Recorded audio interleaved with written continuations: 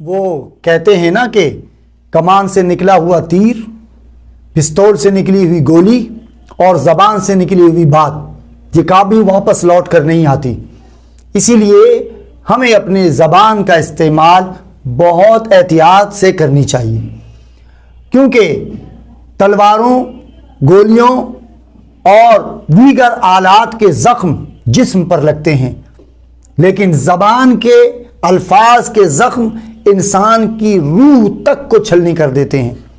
اسی لیے کسی نے کہا جراحت السنان لها التیام ما یلتام جراحت اللسان، کہ تلواروں کے زخم مندمل ہو جاتے ہیں، وہ زخم بھر جاتے ہیں، لیکن زبان کے گھاؤ اور زبان کے زخم کبھی نہیں بھرتے۔